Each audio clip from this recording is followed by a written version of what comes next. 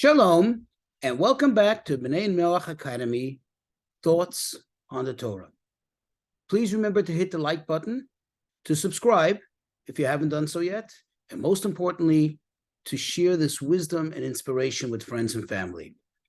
So when you look into the book of Leviticus, chapter 11, there the Torah discusses all the laws pertaining to animals.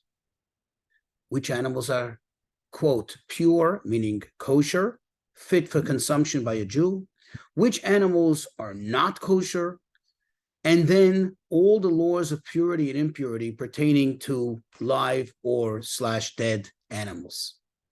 So it talks about the animals.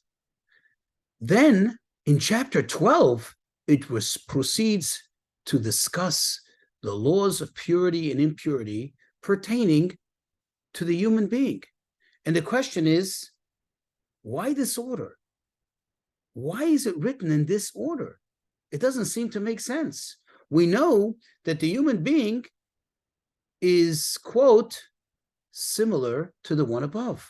As we know, it says in the book of Genesis, God created man in his image, whatever that means, but we are certainly the most chosen of all of God's creatures. So why are we discussed last? Why are we discussed after God finishes discussing all of the laws, all of the details pertaining to the animals?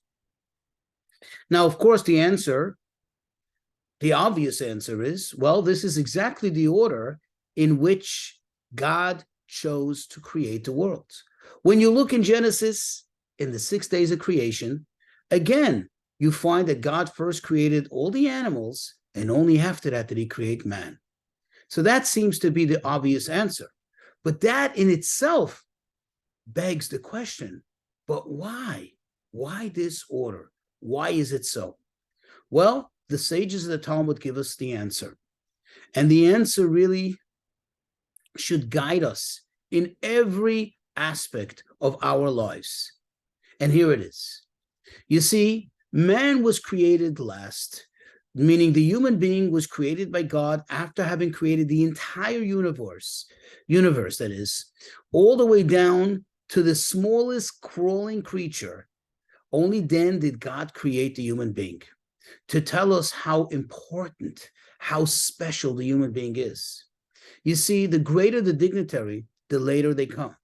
Imagine if there is a function at which the president of the United States is invited to appear. Of course, he doesn't come to the ballroom prior to them setting it up. For that, there are waiters, there is staff that help decor the place. Later, after it's all ready, the caterer moves in, then the guests move in, then the dignitaries move in, and then the most important person shows up. That is why God created man the last, because to tell us the entire world was created for the human being. The entire world is here for us to be able to serve our purpose in why God created us.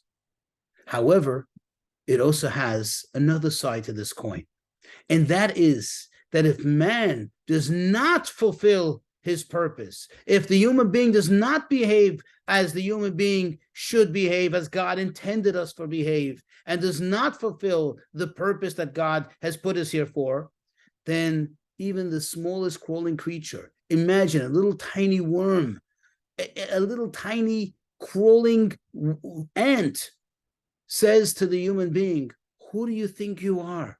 What makes you feel so important? What makes you think you're so great? I am even greater than you because I was created before you. I came to this universe before you. So please don't be so arrogant.